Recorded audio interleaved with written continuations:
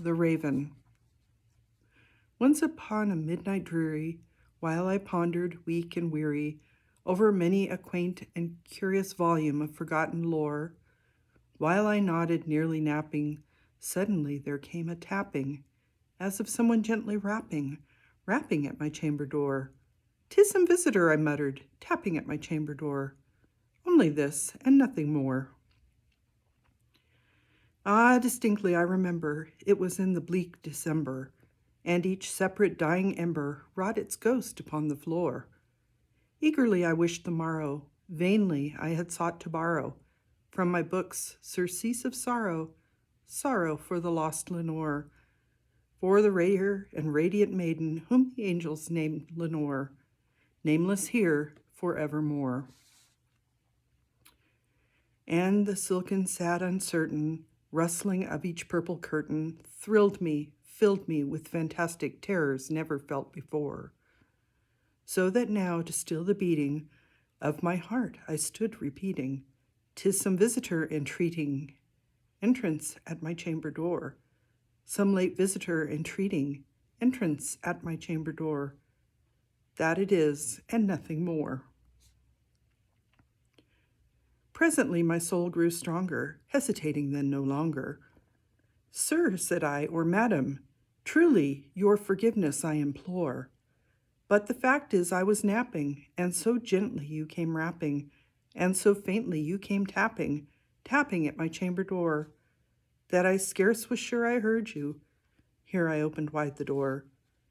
Darkness there, and nothing more. Deep into that darkness peering, long I stood there, wondering, fearing, doubting, dreaming dreams no mortals ever dared to dream before. But the silence was unbroken, and the stillness gave no token, and the only word there spoken was the whispered word, "Lenore." This I whispered, and an echo murmured back the word "Lenore." Merely this, and nothing more. Back into the chamber turning, all my soul within me burning, soon again I heard a tapping, something louder than before. "Surely," said I, "surely that is something at my window lattice. Let me see then what thereat is, and this mystery explore. Let my heart be still a moment, and this mystery explore. 'Tis the wind, and nothing more." Open here I flung the shutter, when with many a flirt and flutter, in there stepped a stately raven of the saintly days of yore. Not the least obeisance made he, not a minute stopped or stayed he, but with mien of lord or lady, perched above my chamber door, perched upon a bust of Pallas, just above my chamber door, perched and sat, and nothing more. Then this ebony bird beguiling my sad fancy into smiling, by the grave and stern decorum of the countenance it wore, "Though thy crest be shorn and shaven, thou," I said, "art sure no craven, ghostly grim and ancient raven, wandering in from the nightly shore. Tell me what thy lordly name is on the night's Plutonian shore." Quoth raven, "Nevermore." Much I marveled this ungainly fowl to hear discourse so plainly, though its answer little meaning, little relevancy bore.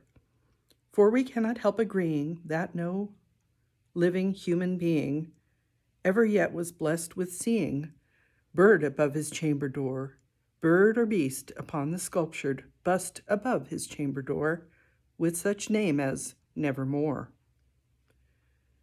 But the raven sitting lonely on that placid bust spoke only that one word, as if his soul in that one word he did outpour. Nothing further than he uttered, not a feather than he fluttered, till I scarcely more than muttered, "Other friends have flown before. On the morrow he will leave me, as my hopes have flown before." Then the bird said, "Nevermore." Startled at the stillness broken by reply so aptly spoken, "Doubtless," said I, "what it utters is its only stock and store. Caught from some unhappy master, whom unmerciful disaster followed fast and followed faster, till his songs one burden bore, till the dirges of his hope that melancholy burden bore, of never, nevermore. But the raven, still beguiling all my sad soul into smiling, straight I wheeled a cushioned seat in front of bird and bust and door. Then upon the velvet sinking, I betook myself to linking fancy unto fancy, thinking what this ominous bird of yore, what this grim, ungainly, ghastly, gaunt and ominous bird of yore meant in croaking, nevermore. This I sat engaged in guessing, but no syllable expressing, to the fowl whose fiery eyes now burned into my bosom's core. This and more I sat divining, with my head at ease reclining, on the cushion's velvet lining, that the lamplight gloated o'er, by whose velvet violet lining, with the lamplight gloating o'er, she shall press, nevermore. Then methought the air grew denser, perfumed from an unseen censer, swung by seraphim whose footfalls tinkled on the tufted floor. Wretch, I cried, thy God hath lent thee, by these angels he hath sent thee, respite, respite and nepenthe from thy memories of Lenore. Quaff, O quaff this kind nepenthe, and forget this lost Lenore. Quoth the raven, nevermore. Prophet, said I, thing of evil, prophet still, if bird or devil, whether tempter set, or whether tempest toss thee here ashore, desolate yet all undaunted, on this desert land enchanted, on this home by horror haunted, tell me truly, I implore, is there balm in Gilead? Tell me, I implore. Quoth the raven, nevermore. Prophet, said I, thing of evil, prophet still if bird or devil, by that heaven that bends above us, by that God we both adore, tell this soul with sorrow laden, if within the distant Aidenn it shall clasp a sainted maiden, whom the angels named Lenore, clasp a rare and radiant maiden, whom the angels named Lenore. Quoth the raven, nevermore. Be that word our sign of parting, bird or fiend, I shrieked upstarting. Get thee back into the tempest, and the night's Plutonian shore. Leave no black plume as a token of that lie that soul hath spoken. Leave my loneliness unbroken. Quit the bust above my door.